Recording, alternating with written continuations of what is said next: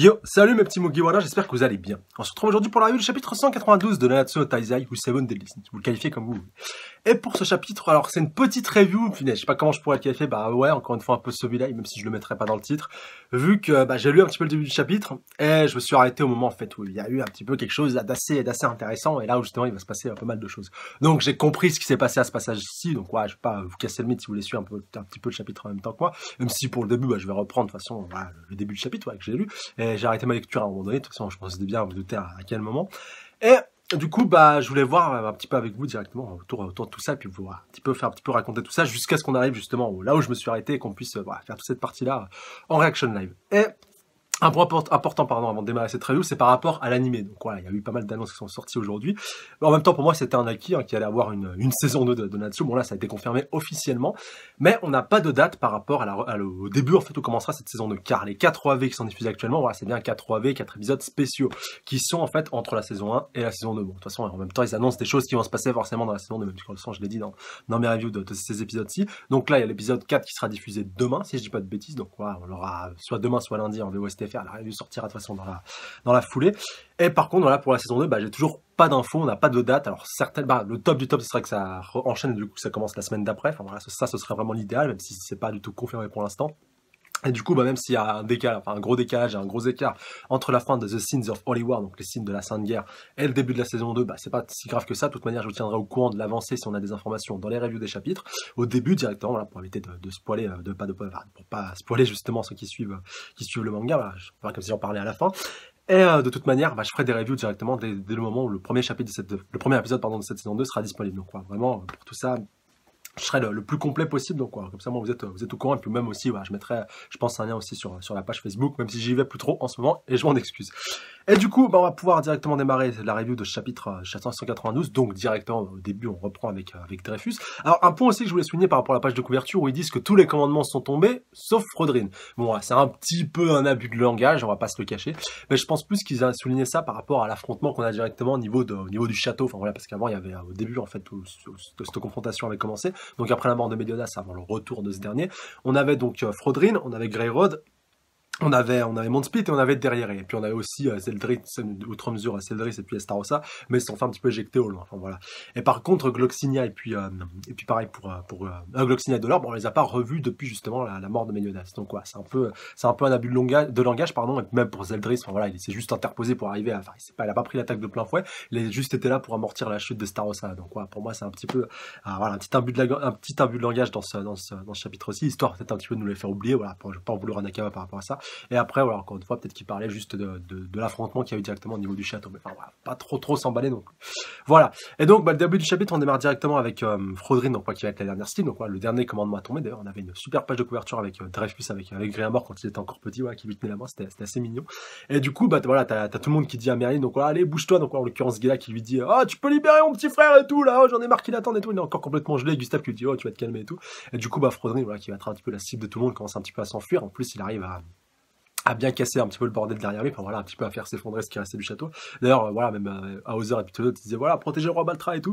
Et d'ailleurs, Merlin, voilà, qui est plus du tout actif, limite, elle en avait rien à foutre de lui, ou alors elle sait qu'elle peut le récupérer en très peu de temps. Mais en tout cas, voilà, Frodrin qui sait que la situation commence un petit peu à tourner au vinaigre, et du coup, qui va devoir un peu en profiter pour s'esquiver, pour se tirer. Ce qu'il arrive à faire dans un premier temps avant de se faire arrêter par Hendrickson, et là, voilà, qui va, d'ailleurs, je pense, je mettrai ça dans le titre de la review. Donc, par rapport à Hendrickson et puis Frodrin, enfin même Dreyfus même de manière globale. Et en tout cas voilà, ça a fait super plaisir de voir cet affrontement entre les deux. On a vu même pendant un petit moment que Hendrickson avait essayé de détourner un petit peu l'attention de Frodrin pour lui balancer une attaque un petit peu qui venait des airs avant justement de venir au corps à corps avec lui pour essayer donc de l'exorciser. Alors peut-être de l'exorciser, de faire partir Frodrin du corps de Dreyfus. D'ailleurs comme il le déclare avec ses propres termes, aujourd'hui c'est le jour où je vais enfin pouvoir libérer mon pote Dreyfus de tout ça. Donc aujourd'hui tu vas dégager, tu vas disparaître Frodrin. Alors ça c'est peut-être possible maintenant que j'y pense. Après voilà, c'est parce que je sais pas du tout ce qui va se passer à la fin de chapitre aussi, mais c'est possible que enfin Dreyfus soit exorcisé de Frodrin, mais que Frodrin ne meure pas, que Frodrin voilà disparaisse un petit peu dans la nature, voilà, arrive vagabonder, mais que Dreyfus reprenne totalement le contrôle de son corps et voilà, Dreyfus puisse être enfin de retour et qu'on puisse enfin voir faire avancer le schmilblick avec lui. C'est vrai que voilà, il est un petit peu indissociable de Frodrin et que c'est pas impossible du coup que Frodrin parte un petit peu à gauche à droite et essaie de trouver un nouveau réceptacle, pourquoi pas Escador. Ça franchement, imaginez Frodrin dans le corps d'Escador, ça serait un petit peu abusé, voilà, même si en tant que Taizai, je pense qu'il a peut-être une sorte d'immunité contre les commandements. Après on verra bien, voilà, si on sait jamais, ça peut toujours arriver que Que Frodrin arrive à prendre le contrôle de son corps. Enfin, ce serait quand même assez abusé, parce que c'est vrai que Frodrin, il a beau être, pour moi, c'est le plus malin parmi les 10 commandements, en plus, même s'il fait pas partie des 10 commandements officiels.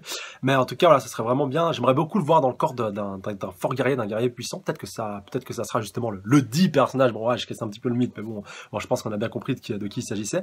Et peut-être justement que cette dite personne, bon ça j'en parlerai quand on arrivera à ce passage-là dans le chapitre, va faire le sacrifice ultime, et donc va être prêt à se sacrifier pour permettre donc à son petit frère de pouvoir justement être libéré de l'emprise de Frodrin. Franchement, ça pourrait être pas mal. Ça serait peut-être même limite mieux que Escanor, même si Escanor, ce serait la meilleure option pour pouvoir avoir un Escanor un petit peu sur le, enfin, comment pas comment qualifier ça, du mauvais côté, mais voilà, un Escanor puissant, mais contre les Taizai. Franchement, ce serait pas mal. Mais bon, ce serait pas tout à fait, ça serait un peu contre-productif, vu que il serait vraiment full power, complètement cheaté seulement à un certain moment de la journée, en l'occurrence, donc voilà, entre l'aube et puis midi, que le reste de la journée ou même la nuit, voilà, il serait un petit peu plus faible, un petit peu touqueuse. Donc ce serait pas le meilleur choix, mais ça serait un bon choix, sauf si après il arrive un peu à compenser justement les carences et la faiblesse de son corps quand il est pas à son apogée et tout, et que grâce à ses pouvoirs de démon, il arrive un petit peu à amplifier le pouvoir d'Escanor. Mais bon, voilà, je pars un petit peu trop loin, mais ça serait pas mal. D'ailleurs, j'attends vos réactions dans les commentaires par rapport à ça. Pour vous, si aujourd'hui, ça y est, c'est confirmé que Dreyfus va être exorcisé de Frodrin, quel serait le meilleur corps, le meilleur réceptacle pour Frodrin, voilà, après Dreyfus? Peut-être Hendrickson, c'est vrai que j'en ai pas parlé, mais ouais, ce serait bien de refaire un petit rebasculement de nouveau pour Hendrickson, parce que sans vouloir être méchant, voilà, Hendrickson, c'est un personnage que j'apprécie beaucoup, ça a été un très très bon premier gros méchant, et je vous avoue qu'un petit peu depuis, même si maintenant voilà, c'est très très bien, c'est tout à fait louable qu'il ait à cœur sa rédemption, le fait justement de faire pas mal de choses pour pouvoir un petit peu se reprendre, voilà, un petit peu se reprendre en main et se racheter, d'ailleurs, ce qui va être justement question dans le chapitre aussi, ou même voilà, Frodrin va lui dire ouais, de toute façon, t'as beau faire tout ce que tu veux, t'auras toujours du sang sur les mains par rapport à ce que t'as fait par rapport dans le passé et tout, donc ouais, tu vas quand même payer, voilà, ça réparera pas tout ce que t'as fait par le passé. Et là, mais j'avais envie de lui dire à Frodrin, mais oh, tu te prends pour qui et tout pour pouvoir tailler Hendrickson et tout, parce qu'au final, enfin après ça c'est mon avis à moi, tu ne juges une personne que sur sa mort. Bon, voilà, je dis pas qu'Hendrickson va devoir mourir maintenant, mais il a encore pas mal de choses à faire, je pense, avant de trépasser. Et justement, peut-être que sur son lit de mort, il fera quelque chose de tout à fait louable. Bon, je dis pas que ça arrivera à racheter, et donc voilà, un petit peu à compenser tout ce qu'il a fait, mais déjà, franchement, ça pourrait être pas mal. Déjà, s'il arrive à faire revenir, à exorciser Dreyfus une bonne fois pour toutes, et à le libérer de Frodrin, déjà, ce serait déjà un bon début de rédemption de la part d'Hendrickson, et franchement, voilà, il a tout mon soutien par rapport à ça. Mais oui, je voulais revenir aussi par rapport au fait, bon, voilà, hormis maintenant, bien entendu, ouais, c'est un petit peu normal, vu qu'il n'avait pas trop eu l'occasion d'interagir avec Frodrin et Dreyfus depuis sa rédemption, depuis le début de la deuxième partie. J'avais un petit peu l'impression de voir Hendrickson un petit peu en retrait, pas trop exploité, le fait qu'on le voyait pas trop des masses, même si c'est vrai que dans le labyrinthe et tout, il était avec Gréamor et il le protégeait, ça c'était pas mal d'ailleurs, encore une fois, par rapport à la relation qu'il avait avec Dreyfus, voilà, par rapport à la relation fraternelle, quasi fraternelle qu'ils entretenaient tous les deux, surtout le fait parce que voilà, du coup, maintenant, Dreyfus peut plus du tout s'occuper de son fiston, donc ouais, il compensait un petit peu tout ça. Et ouais, franchement, c'était pas mal, mais c'est vrai que c'était pas trop le Hendrickson auquel je m'attendais. J'avais un peu d'appréhension, je me disais ouais, comment le Nakama il va arriver à le gérer, alors qu'avant c'est quand même le principal antagoniste de la première partie. Maintenant, tu le mets avec les Taizai et tout, tu le mets dans le même groupe que Guild Thunder, Hauser et tout, que les jeunes. Ouais, il fait un petit peu l'intrus, si tu veux. Enfin, c'est un peu comme ça que je le voyais. Mais au final, là, c'est pas si mal. Et enfin, maintenant, ça commence à bouger de son côté-ci, même si c'est vrai que je trouve, encore une fois, un peu, sans vouloir être méchant, hein, depuis qu'il a perdu, encore une fois, de ses pouvoirs de démon, un peu en deçà des autres, donc que ce soit même des chevaliers sacrés, voilà, que ce soit Guild Thunder, Hauser et tous les autres, enfin, à peu près au même niveau, même si, pour Guild Thunder, voilà, je vais mettre un petit peu au-dessus. Mais voilà, par rapport à Dreyfus, mais par rapport au commandement, c'est déjà quand t'as vu que dans quelques chapitres, il y a quelques chapitres que même Zaratras faisait pas le poids par rapport à ça, tu peux encore une fois te poser un petit peu des questions, même si encore une fois ici ça fait à peu près le poids par rapport à Frodrin, donc déjà parce qu'il le connaît, il connaît très bien son style de combat, pareil pour celui de Dreyfus, et surtout parce que Dreyfus n'est pas le plus puissant, Frodrin n'est pas le plus puissant des 10 commandements, donc ouais, ça arrive à peu près à passer, mais c'est vrai que voilà, j'aurais bien aimé que Hendrickson ait un power-up, ou peut-être qu'il aurait pu garder des pouvoirs qu'il avait avant par rapport aux démons, peut-être que d'ailleurs que c'est le cas, voilà, qu'on va peut-être revoir ça d'ici dans quelques chapitres, ça pourrait être pas mal qu'il ait gardé peut-être un petit peu de sang de démon, ou alors qu'il décide de refaire un petit peu un sacrifice et de se refaire des injections de sang de démon, voilà, même si ce serait un petit peu abusé et que ce serait un petit peu le rebasculement, le retournement d'Hendrickson, mais s'il peut arriver à récupérer des pouvoirs de démon, mais en étant tout à fait conscient de ce qu'il fait, en étant voilà, parfaitement conscient de voilà, tout à fait maître de ses agissements, ça pourrait être pas mal. En tout cas, il faudrait voir ça dans le détail, mais ça pourrait être bien, ça pourrait justement permettre un gros retour vraiment quasi au premier plan, parce qu'il y aura toujours les Taizai au premier plan, donc de Hendrickson. Au final, ça serait pas plus mal, parce que c'est un bon perso qui doit être justement bien exploité. Là, c'est bien, on part sur une bonne base, et j'espère justement que Nakama va continuer dans cette continuité-là par rapport à Hendrickson, parce qu'il le mérite quand même. Et donc, par la suite, dans le chapitre, on arrive au point donc, que je vous disais par rapport, voilà, par rapport un petit peu au monologue de Frodrin, donc qui lui dit de toute façon, c'est pas avec ça que tu vas arriver à atteindre donc la rédemption, un petit peu à te racheter par rapport à tout ce que tu avais fait, et même en dehors du fait que t'as été contrôlé par les démons et tout, t'as quand même du sang sur les mains par rapport à ce que t'as fait dans le passé. Et là, justement, quand même, c'était intéressant, et c'est une bonne remarque d'Hendrickson qui lui dit, ce n'est pas à toi d'en décider, nous devons traverser ce pont nous-mêmes, donc bien sûr, en parlant de lui et de Dreyfus, et puis en ignorant donc voilà, totalement Frodrin. Donc après, t'as Dreyfus donc qui lui dit, cela ne nous mène nulle part, je ferai en sorte que ce soit rapide et sans douleur, donc qu'il l'a mis un petit peu en PLS à ce moment-là, et c'est à ce moment-là donc que la lumière fut, que la lumière se pointe, avec donc comme on va le voir, donc page suivante, donc voilà, avec le Raijin no Shukusei, donc voilà, le gros éclair qui est en train de se battre, donc qui est en train de se pointer, donc voilà, purge du dieu de la foudre. Donc au début, comme tout le monde, je pensais un peu que c'était Guild Thunder, mais promis, je vous jure que avant donc que j'arrive à cette page-là, au début du chapitre, voilà, pour ça c'est con d'ailleurs que j'ai pas fait le chapitre vraiment en Total Reaction 9, ça aurait été encore mieux, mais j'ai pensé, dès le moment en fait où j'ai vu que Hendrickson s'était mis un petit peu en tête de, voilà, en plus qu'ils étaient à l'extérieur et qu'il y avait personne de l'intérieur qui pouvait intervenir, mais quelqu'un de l'extérieur pouvait arriver, surtout au vu de ce qui s'était passé dans le chapitre précédent avec Meliodas qui avait fait un petit peu des scènes quand derrière Raymond Speed, ils étaient pas très loin et tout. Je me suis dit, ah, c'est pas possible qu'on ait Zaratras qui se pointe. Et là, bon, je me suis pas spoilé la page d'après, mais bon, c'est de fortes chances que ce soit lui. Mais la question est de savoir, est-ce qu'il a pris un petit peu d'avance par rapport à Meliodas, vu qu'avec la foudre et tout, il peut se déplacer super vite, ou est-ce que justement Meliodas va se spotter un petit peu après. Franchement, ça serait sympa. Et donc, Dreyfus qui déclare, donc voilà, était-ce Guild Thunder? Non, cette magie à l'instant.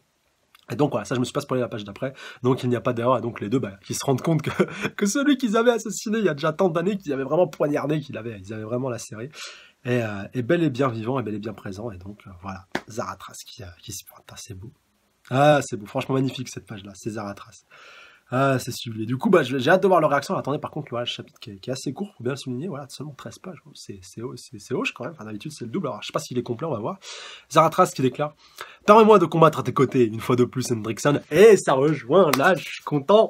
Ça rejoint ce que j'avais dit. Il y a déjà quelques chapitres, j'avais dit, en plus, à la fin de, quand Zaratras était revenu et que Meliodas était revenu avec eux, j'avais dit, ah, punaise, ce serait magnifique de voir justement Zaratras en train de combattre son frère pour pouvoir le libérer et tout. Ce serait vraiment excellent.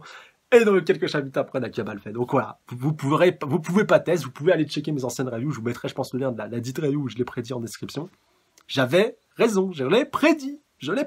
Donc voilà, faut quand même, voilà, merci d'être un minimum reconnaissant par rapport à ça et de le reconnaître. Chapeau de paille, t'avais prédit que Zaratras allait, bon, voilà, c'est pas la prédiction de l'année non plus, mais j'ai pas entendu trop de monde en parler, donc faut le souligner quand même. Alors, ce n'est pas réel, je dois être en train d'halluciner, donc on va déclarer Hendrickson, ça c'est sûr, par contre, Frodrin, il va être fou de rage. Alors, j'étais là, nous vous avons tué de nos propres mains, ouais. Alors, justement, on va peut-être enfin voir la révélation par rapport à ça. Et donc, alors, ouh, il lui tire la joue comme un vilain gamin. Est-ce que ça ressemble à un rêve pour toi? Ah, ça c'est bien fait. Encore une fois, j'aime bien le genre d'humour de Zaratras, faut bien le souligner. Et donc, ah ouais, là, tu as vraiment la ressemblance choquante qu'il a avec Dreyfus. Maintenant, reprends-toi. Sauver Dreyfus est notre priorité absolue. T'as compris, Andy? Putain, alors que même, il a été responsable de sa mort et tout. Et là, par contre, Hendrickson, il a rien à dire. Il est en train de pleurer et tout. Ah, c'est trop mignon. Ah, non, franchement, c'est beau. Donc, oui, monsieur. Donc, il lui parle comme comme un son supérieur. Donc, très bien, allons-y. Oui, monsieur, on va y aller. On va aller sauver Dreyfus, youpi. Et donc, alors, voilà, punaise, ouais. L'affrontement donc il va commencer, donc on voit Hendrickson donc avec Frodrin au corps à corps, et donc alors attendez, on voit justement donc Raijin Ken, donc vraiment Zaratras qui arrive à se projeter en fait pour pouvoir surpasser et dépasser Frodrin qui était commencé un petit peu à fuir, et continuer un petit peu de l'enchaîner au combat et tout, à lui donner à enchaîner justement 2-3 coups avec lui, donc voilà, et puis à le projeter un petit peu au loin. Et donc alors attendez, alors, j'en attendais pas moins du précédent capitaine des Chevaliers Sacrés. Mais vous deux, est-ce que vous pouvez réellement tuer Dreyfus de sang-froid? Donc, vraiment le tuer. Mais tu comprends pas qu'ils veulent pas le tuer? Ils veulent te tuer toi, ils veulent t'exorciser toi, le sortir de son corps, et te buter toi, te terrasser, t'annihiler, vraiment totalement t'exterminer de manière globale, t'éradiquer vraiment, tel un moustique. Et voilà, ils veulent justement libérer Zaratras, et je suis sûr qu'il y a moyen de le faire.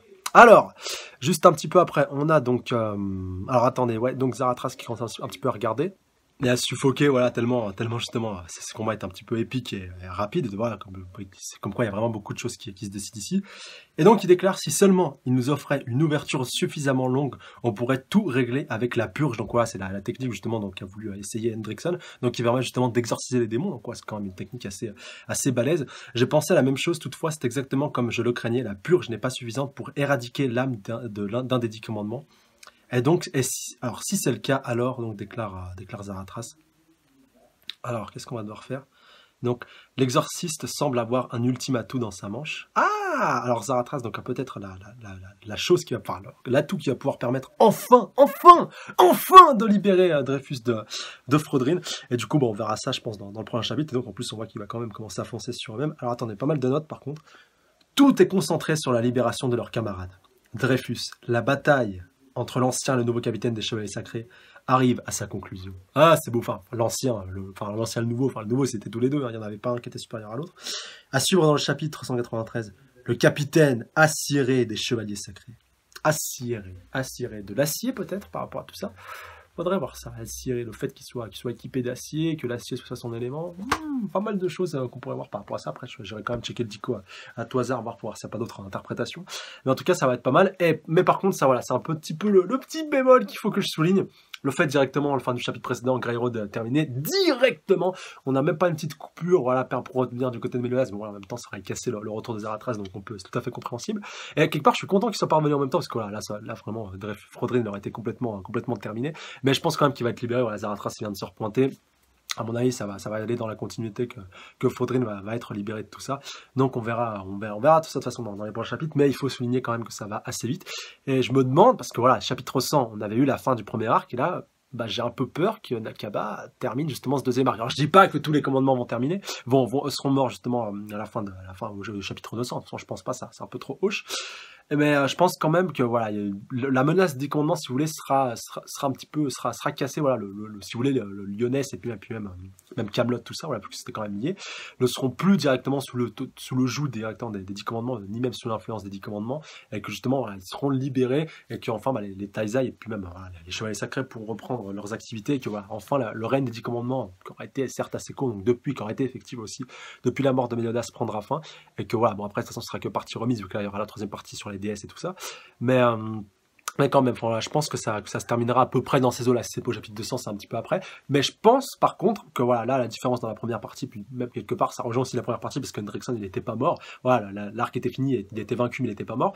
Ben là, je pense que ça va être pareil. Tous les commandements seront vaincus, mais peut-être, voilà, de toute façon, certains d'entre eux seront morts. Peut-être qu'à un moment donné, il reviendra tous. Alors, ça se trouve, Galan reviendra, ça se trouve, Scylla reviendra. Mais après tout, Meliodas est bien revenu, on verra bien. Mais que voilà, de toute façon, même s'ils sont vaincus, tous ne seront pas morts. Et de toute façon, ils reviendront immanquablement, je pense, dans l'arc des DS, parce qu'il y aura de toute façon les deux plus grandes factions qui s'opposeront donc à ce moment-là. De toute façon, Méliodas sera forcément de la partie, à savoir donc les démons contre le clan des déesses. Bon, voilà, t'auras aussi les géants, t'auras les fées, t'auras vraiment tout le monde qui sera présent.